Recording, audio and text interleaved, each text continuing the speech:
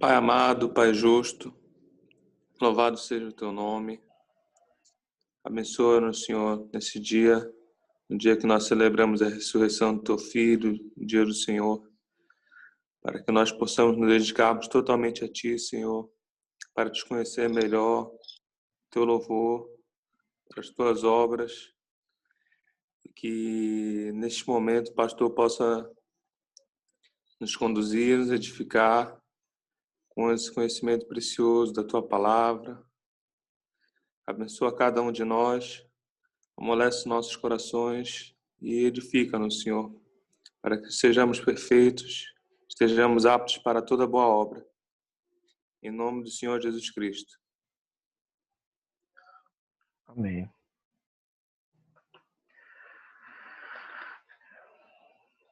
Amém.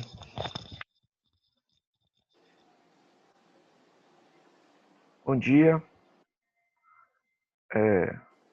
Alô? Tá me ouvindo? Alô? Sim, tá bom o áudio, pastor. Certo. Vamos começar então a aula de hoje, certo?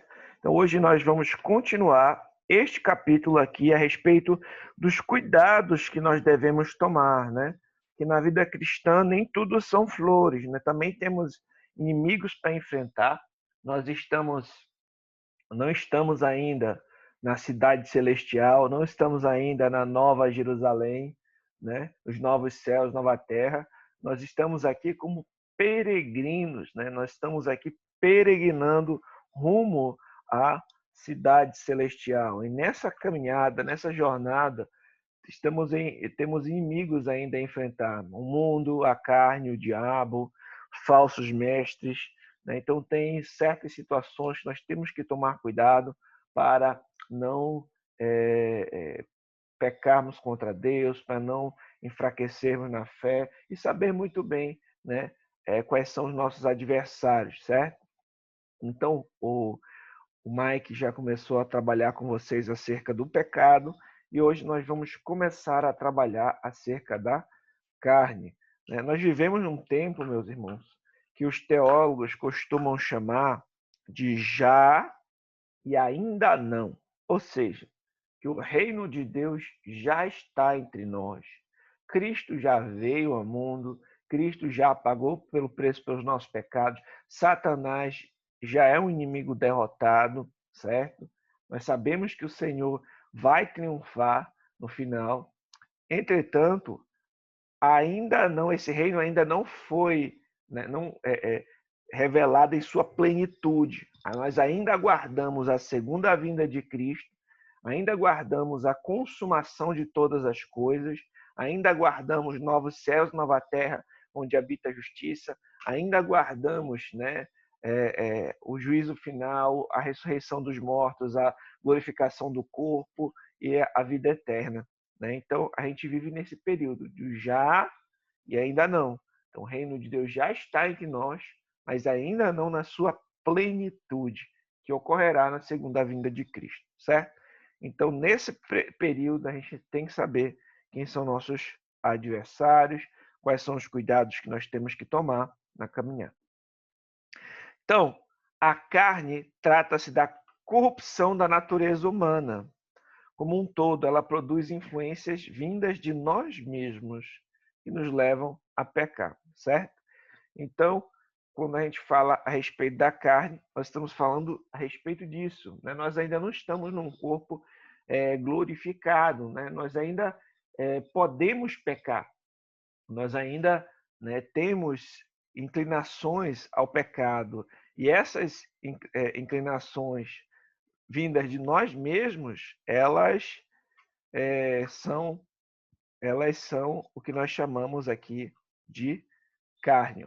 A carne se refere aos desejos impuros, que incluem todos os pensamentos, palavras e ações não castos. Fornicação, né, que é o sexo sem a aliança do casamento. Adultério, que é a traição, né, no casamento. Estupro, incesto, sodomia. Os demais desejos não naturais quer a intemperança no comer e no beber, motins, arruaças e farras, bem como todos os prazeres sensuais da vida que gratificam a mente carnal e pelos quais a alma é destruída e o corpo é desonrado. Aqui, ó, uma definição, né? Mesmo que já sejamos cristãos regenerados, estamos em um processo de santificação. Ainda não fomos o quê? Glorificados. Isso é o que acontecerá na consumação, quando nós não vamos poder mais pecar. Então, mesmo o crente, ele ainda enfrenta tentações. Mesmo o crente ainda enfrenta, né, essa luta contra a carne, né?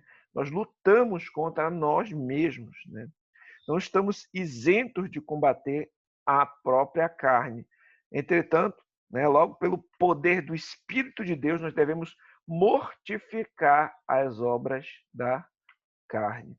John MacArthur afirmou corretamente, ó, o apóstolo diz que o Espírito nos dá energia e força para matarmos de modo contínuo e gradual nossos pecados. Um processo que não se completará nessa vida. Os meios usados pelo Espírito para realizar esse processo é a nossa obediência fiel e simples às ordens da Escritura, certo? Então, nós temos que combater a nossa própria carne, mortificar a nossa própria carne. Isso nós não fazemos nas nossas forças, mas pelo Espírito de Deus. E aqui o John MacArthur nos mostra como isso ocorre, né? Os meios que o Espírito usa através da Escritura, nossa obediência fiel à Escritura. Ele nos guia, ilumina o nosso entendimento e isso nos ajuda a mortificarmos a nossa carne. A natureza humana caída insiste em nos levar à tentação. Prazeres destrutivos, como um rato que é atraído pelo queijo na ratoeira, né? Ou seja, o rato vê o queijo, parece que é bom, né? Parece que vai ser gostoso, mas aquilo está o levando à morte, né? Assim são as obras da carne, né? As imoralidades, aquilo que transgride a lei de Deus, tudo aquilo que vai direcionar os nossos desejos para algo que Deus não estabeleceu. Eu acho que teve num capítulo anterior que nós conversamos acerca de estrutura e direção. Vocês lembram sobre isso? É que tudo que Deus fez estruturalmente bom. Por exemplo, a sexualidade, o sexo, foi Deus quem fez. Mas ele fez e é estruturalmente bom, mas ele foi feito para ser desfrutado de uma maneira pela qual Deus estabeleceu. Qual é essa maneira? Na aliança do casamento. Um homem com uma mulher, né, na aliança do casamento.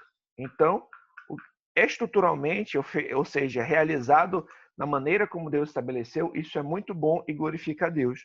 Agora, quando você direciona aquilo que é estruturalmente bom para uma direção que Deus não estabeleceu, isso acaba transgredindo a lei de Deus. Por exemplo, o adultério, que é o sexo fora da aliança do casamento com uma outra pessoa e não é o seu cônjuge, né? A Bíblia vai dizer, não adulterarás. Então, você está direcionando aquilo que é bom para uma direção que Deus não estabeleceu.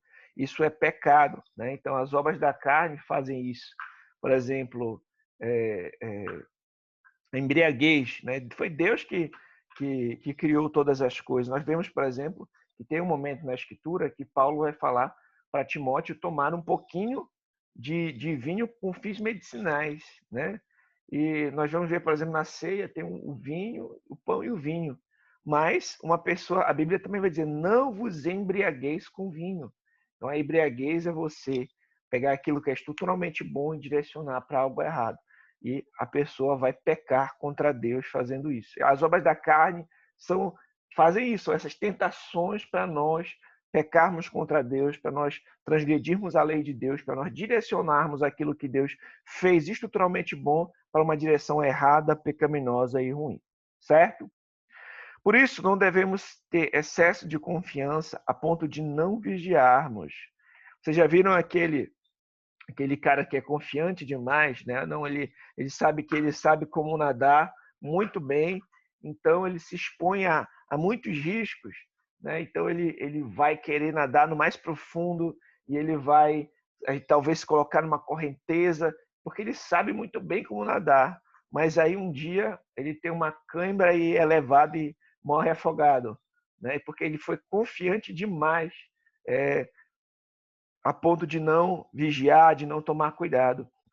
Então, nós não podemos ser assim. Nós temos que tomar cuidado, sabendo que a carne é fraca, né? Sabemos que a Bíblia vai dizer que aquele, pois, que pensa estar de pé, vigie e veja para que não caia, né? Porque nós podemos ser tentados, sim. Cristãos podem incorrer em pecados gravíssimos. Então é importante nós vigiarmos, nós tomarmos conta do que está ocupando a nossa mente. Por exemplo, a Escritura vai dizer lá em Filipenses 4 que tudo que é justo, tudo que é puro, se algum louvor há, se alguma virtude, isso deve ocupar o nosso pensamento. O que eu tenho pensado? Será que o que eu tenho colocado diante dos meus olhos? Será que eu não tenho sido estimulado por coisas que têm me levado à tentação e ao pecado? Né? Filmes que eu vejo, será que eu não tenho me exposto a algum nível de imoralidade que tem me levado à tentação? Então a gente tem que vigiar, né, para que nós não venhamos a cair, né? Porque a Escritura também nos dizem que não veio sobre nós tentação que não fosse humana, mas Deus é fiel e não permitirá que nós sejamos tentados além das nossas forças. Olha aqui, ó. Pelo contrário, juntamente com a tentação, nos proverá o livramento de sorte que possais suportar. Então, nós vamos ser tentados, mas não é uma tentação que não é humana. Assim como nós somos tentados, Deus nos dá, né, esse livramento, escape, para que nós possamos suportar a tentação. Portanto, devemos guerrear, lutar contra nós mesmos e vigiar. Quais são as obras da carne? Elas são bem conhecidas. Ó. Imoralidade sexual, impureza, libertinagem, idolatria e feitiçaria, ódio, discórdia, ciúmes, ira, egoísmo, dissensões, facções, inveja, embriaguez, orgias e coisas semelhantes a essas. Então, essas são aqui algumas das obras da carne, são coisas semelhantes a essas: ira, dissensões, facções, embriaguez, imoralidades sexuais. Isso são obras da carne, né? E nós, como cristãos, ou seja, como novas criaturas em Cristo, nós que estamos unidos com Cristo e fomos regenerados pelo Espírito de Deus, né, que somos agora a habitação do Espírito Santo, nós devemos ser também guiados pelo Espírito de Deus, certo? E jamais satisfazer as concupiscências da carne. O que é uma concupiscência, pastor? É um forte desejo. Concupiscência da carne é o forte desejo da carne. Concupiscência dos olhos, forte desejo dos olhos. E a soberba da vida, né? São três, né, desafios que nós temos que enfrentar aí, inimigos. Pelo contrário, devemos viver uma vida espiritual que reflete em, aqui vai citar, o fruto do Espírito, né? O fruto do Espírito é como uma tangerina, por assim dizer, que é uma fruta só com vários gomos, né? Então, aqueles que foram regenerados, que são salvos em Cristo, em alguma medida, a sua vida deve refletir esse fruto, né? Com essas características aqui: amor, alegria, paz, longanimidade, benignidade, bondade, fidelidade, mansidão, domínio próprio. Contra essas coisas não há lei. E os que são de Cristo Jesus crucificaram a carne com as suas paixões e concupiscências, certo? Então, esse fruto do Espírito é o que nós precisamos cultivar em nossas vidas. Em alguma medida, ele deve ser reconhecido na vida de todo crente, certo? O fruto do Espírito. Sendo assim, sejamos cheios do Espírito Santo, manifestemos o fruto de uma vida espiritual em nossa conduta, não deixemos nos levar pelas obras da carne. Oremos e vigiemos para não cair em tentação. Isso aqui é importante. Quando nós oramos, por exemplo, o modelo de oração perfeito que nós temos ensinado por Cristo é a oração do Pai Nosso. A oração do Pai Nosso, por exemplo, diz assim: Pai nosso que está nos céus, santificado seja o teu nome, venha a nós o teu reino, seja feita a tua vontade, assim na terra como no céu. O pão nosso de cada dia dá-nos hoje, perdoa nossas ofensas, assim como nós perdoamos aqueles que nos têm ofendido. E aí chega: não nos deixeis cair em tentação, mas livra-nos do mal. Amém. Então nós pedimos para não cair em tentação, nós pedimos para não... nós sabemos que a tentação virá, mas desde já nós oramos pedindo para não cair, né? Então a oração ela vem antes mesmo da tentação. Nós temos que buscar cultivar uma vida com Deus em oração, pedindo: Senhor, não deixa que a gente caia em tentação, nos livra do mal. As tentações, via de regra, em algum momento elas vão aparecer. Nós vamos ser fortemente tentados, ter desejo de fazer aquilo que é desagradável a Deus. Mas antes disso, a gente já está orando: Senhor, nesses momentos, né, nos livra do mal. A gente tem que buscar também guardar a palavra de Deus no nosso coração, como disse o salmista. Guardo a tua palavra no meu coração para não pecar contra ti. Então, nesse momento em que a tentação vir, a gente está orando a respeito disso já desde antes, gravando a palavra no coração. A palavra de Deus ela pode nos ajudar. Assim como, por exemplo, quando o Senhor Jesus Cristo foi tentado pelo diabo no deserto, o diabo vem com mentiras, com sofismas, tentando seduzir, né? Chegando diante de Cristo, dizendo: se tu és o Filho de Deus, transforma estas pedras em pães. E Jesus Cristo utiliza a palavra de Deus e vai dizer o seguinte: está escrito, nem só de pão viverá um homem, mas de toda a palavra que procede da boca de Deus. E o Senhor Jesus Cristo continua combatendo Satanás com a escritura: está escrito, está escrito.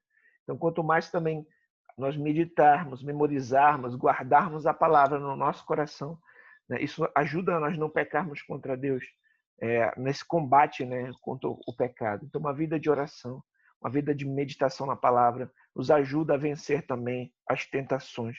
Né? Lembre-se também de vigiar e se afastar daquilo que é mal, certo? O mundo, certo? Lembra quando a gente trabalhou a questão da palavra mundo? No grego, a palavra mundo é cosmos. E ele sempre tem que ser observado, essa palavra tem que ser sempre observada, assim como qualquer palavra, à luz do seu contexto, certo? Por exemplo, a Bíblia vai dizer o seguinte: não ameis o mundo, nem aquilo que no mundo há, porque eu esqueci agora a sequência do versículo, mas ela, assim como a Bíblia vai dizer não ameis o mundo, a Bíblia também vai dizer que Deus amou o mundo de tal maneira. Então, fica claro que está falando a respeito de coisas diferentes, né? Então, assim, por exemplo, como você pode falar: ontem eu comi uma manga. É claro que você vai perceber, à luz do contexto, que eu estou falando a respeito de uma fruta, a manga.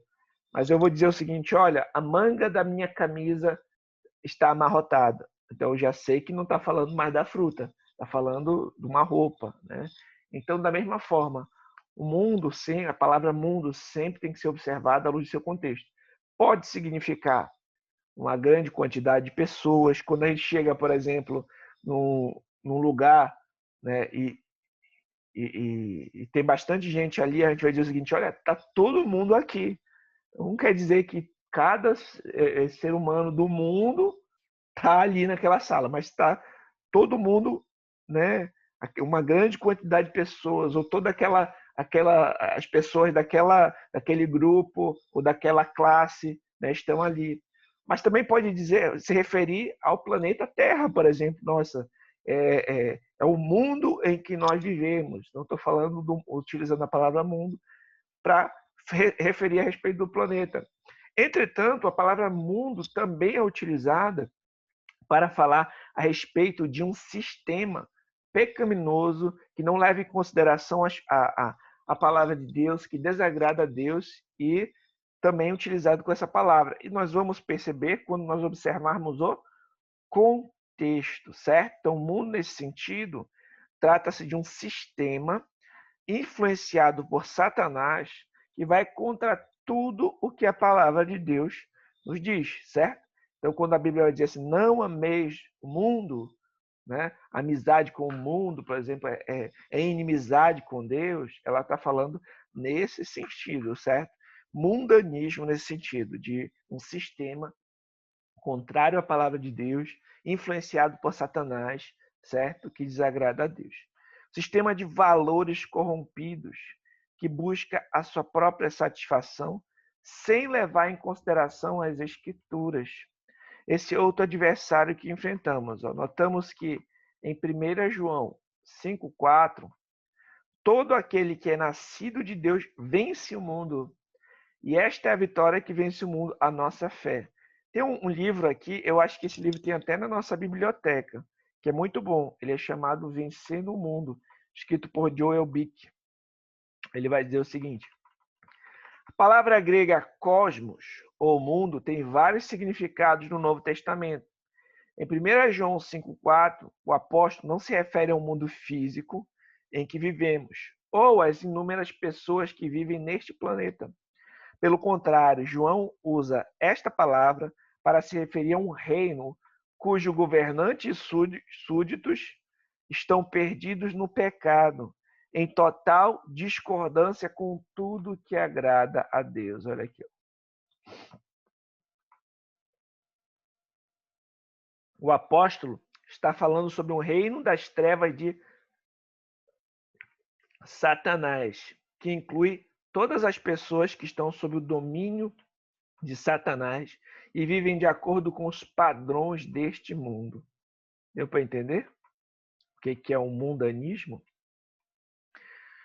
Além disso, a Escritura também diz que a amizade com o mundo é inimizade com Deus. Russell Shedd ilustra isso em seu livro, também um livro muito bom, O Mundo, a Carne e o Diabo. Cada vez mais percebemos que os meios de comunicação em massa, os jornais, a rádio, a televisão, as revistas, pressupõem um mundo que ignora a Deus. Os problemas não são mais discutidos à luz da palavra de Deus, nem se levanta a possibilidade de recorrer a Deus em oração, à procura de uma solução. A influência sutil do mundo ao redor, através dos meios de entretenimento, a informação, exclui a voz do Senhor. Quem pensa que esta influência negativa não atinge os membros da igreja é como um avestruz que esconde a cabeça na igreja. Não pode ser que o mundanismo também acabe nos influenciando, sem nós percebermos, né? Nossos filhos, ainda menos preparados para entender como Deus atua no mundo, são vítimas dos bombardeios diários dos professores em todos os níveis educacionais, além das pressões dos colegas que menosprezam qualquer comprometimento com Cristo como sinal de fraqueza ou mesmo debilidade mental, né? Então, nós, membros da igreja, nós que somos convertidos, não estamos, né, imunes a influências pecaminosas do mundo. Temos que tomar cuidado. Por isso, tenhamos cuidado para não sermos influenciados pelo mundanismo.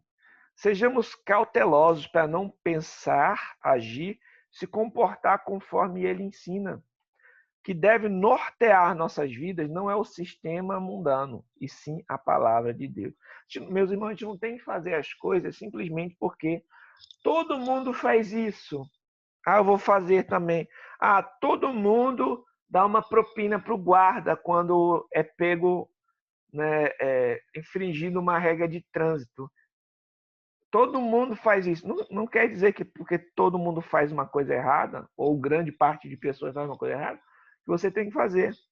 O que tem que nortear a sua vida é a palavra de Deus. todo mundo cola na prova, todo mundo mente, todo mundo, todo mundo, né, tem relações antes do casamento ou fora do casamento. Não importa se grande parte de pessoas fazem, não é isso que tem que conduzir a nossa vida. Né? Não é o mundo, não é um sistema de valores corrompidos que desagrada a Deus que vai guiar a nossa vida, mas a sua palavra. Olha o que João falou: não ameis o mundo, nem as coisas que há no mundo. Se alguém amar o mundo, o amor do Pai não está nele. Porque tudo que há no mundo, a concupiscência, lembra que concupiscência é o forte desejo da carne, a concupiscência dos olhos e a soberba da vida, não procede do Pai, mas procede do mundo. Olha aqui, ó. O que é a concupiscência da carne? Significa sensualismo, gratificação excessiva e egoísta da nossa natureza física.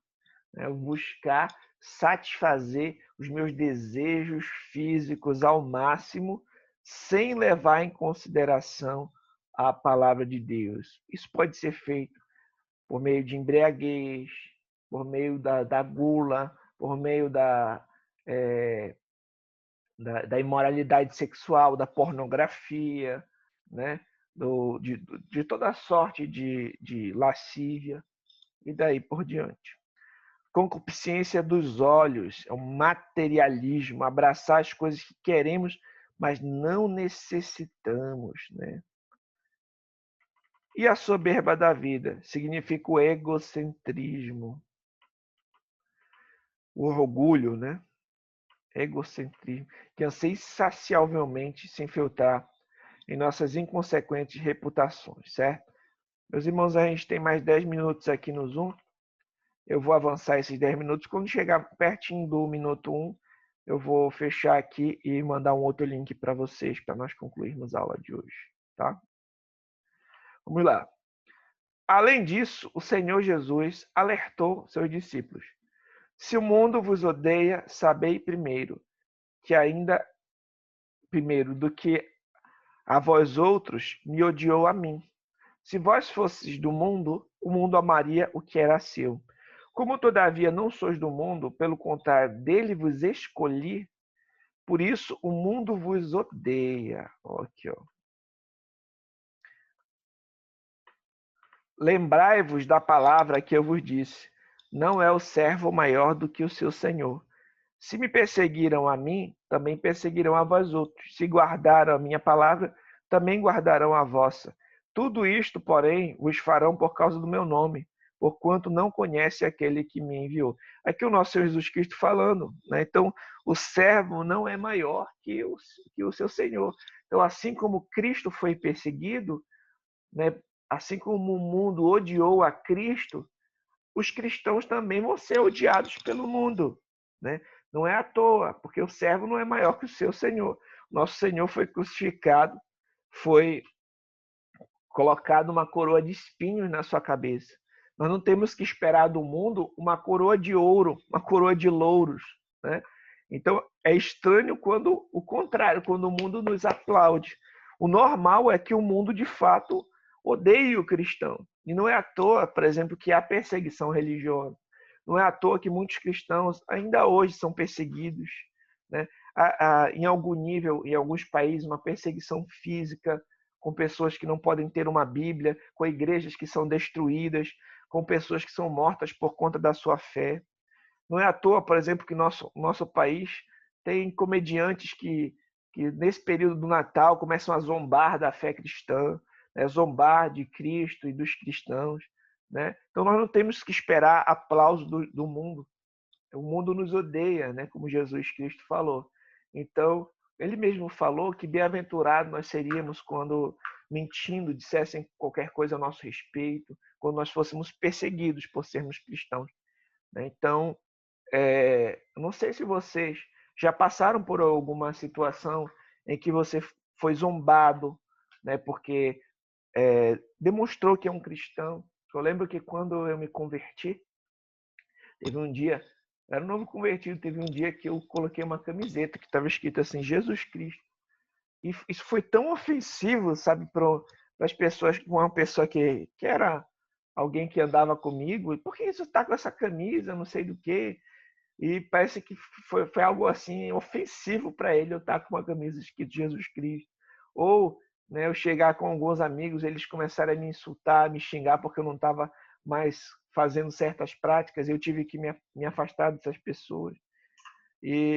Mas acontece, o mundo odeia Cristo, né? E se nós somos cristãos, nós não temos que esperar outra coisa do mundo, né? Assim, sendo assim, devemos ficar preocupados se estivermos pensando exatamente como pensam as pessoas que não temem a Deus. Se os ímpios se agradam de nossos posicionamentos e não temos diferença alguma em nossa conduta, buscamos primeiramente agradá-los em nosso proceder, algo pode estar terrivelmente errado. Se eu penso igualzinho o mundo, alguma coisa pode estar errado, né? Eu estou me conformando com esse mundo. Eu estou tomando o molde desse mundo, né? Então, se o meu discurso é igualzinho o discurso daquelas pessoas que odeiam a Deus, aquelas pessoas que zombam das coisas de Deus, né? Então, alguma coisa está errada. Eu não tô, eu não tô seguindo aquilo que de fato eu deveria seguir. Algo está errado. Como D.A. Carson ele afirma acertadamente. O precipício que há entre o mundo e o povo de Deus é intransponível. Sem a obra do Espírito de Deus, portanto, algo terrivelmente trágico acontece quando os crentes começam a desejar os aplausos desse mundo. Quando a gente começa a querer agradar aos homens no lugar de agradar a Deus. Por exemplo, meus irmãos, digamos, vamos pensar aqui na prática em um pensamento mundano. Por exemplo, a legalização do aborto. Vamos abortar, um exemplo. O mundo vai dizer isso, que isso é uma coisa boa, não sei do que. Um cristão começar a defender esse tipo de coisa, com certeza ele vai receber aplausos de pessoas que estão indo totalmente contrário àquilo que Deus estabeleceu. A Bíblia vai dizer não matarás. A Bíblia vai mostrar que mesmo no ventre, por exemplo, na antiga aliança, uma lei civil de Israel, se houvesse uma briga entre duas pessoas e alguém, né, atacasse uma mulher, ela perdesse o bebê, já era considerado uma vida ali no ventre, né? Então a Bíblia vai falar, por exemplo, nos Salmos, como o Senhor, de maneira assombrosa, misteriosa, né, nos teceu no ventre de nossa mãe. Então, assassinar uma criança no ventre é algo pecaminoso, é algo perverso e mundano. Aí um crente começa a defender essas práticas, ele está pensando igualzinho o mundo, por exemplo. Então, naturalmente, ele vai receber aplauso do mundo. Ele pode fazer isso para querer, sei lá, agradar um grupo de pessoas, mas vai estar acabando desagradando a Deus, né? Então, isso é só um exemplo. Hoje em dia, por exemplo, se fala de ideologia de gênero, se fala de tantas coisas que não são modelo bíblico, né, de pensar. E se alguém acaba querendo seguir e fazer da mesma maneira como as pessoas que estão transgredindo a vontade de Deus, você acaba desagradando a Deus para querer agradar os homens. Isso é perigoso. Tendo em vista que o mundo odeia Cristo e seus ensinos, se vivermos a vida cristã piedosamente, ele também nos odiará. Agora, quando você dizer não, né, nós somos contrários a isso, isso é assassinato, por exemplo, relacionado ao aborto, e vão nos odiar. Se a gente se a gente posicionar firmemente em relação àquilo que é certo, justo, que agrada a Deus, eles vão nos odiar. E não foi à toa, por exemplo, que todos os apóstolos foram perseguidos. O apóstolo Paulo foi preso, foi açoitado, né? E foi, no final das contas, ele foi morto, foi decapitado, né? Porque pregava a Cristo fielmente. Nós vamos ver, por exemplo, na Escritura, que Estevão ele foi apedrejado, né? Até a morte, mas o Senhor, né, o consolou ali em sua morte. Quando ele olhou para cima, ele viu a glória de Deus e Cristo à sua destra. Então, os servos de Deus são odiados pelo mundo. Se passarmos por calúnias, mentiras ou ofensas, por sermos cristãos, entenda que isso não deve ser uma surpresa para nós. Lembre-se que fizeram com o nosso Senhor e muitos de seus seguidores ao longo da história. Só a gente dá uma olhadinha lá em Hebreus, né? No capítulo 12 tem aquela galeria dos heróis da fé. Nós vamos ver como que esses servos de Deus sofreram, né, no passado. Meus irmãos, eu tenho só mais 1 minuto e meio, então eu vou fazer o seguinte, eu vou concluir essa etapa aqui e vou enviar para vocês um novo link e a gente continua, certo? Vou botar um novo link aqui no grupo da classe e a gente continua a aula no novo link, tudo bem? Alguém mandou uma mensagem aqui no chat? Ok, certo. Vamos lá então.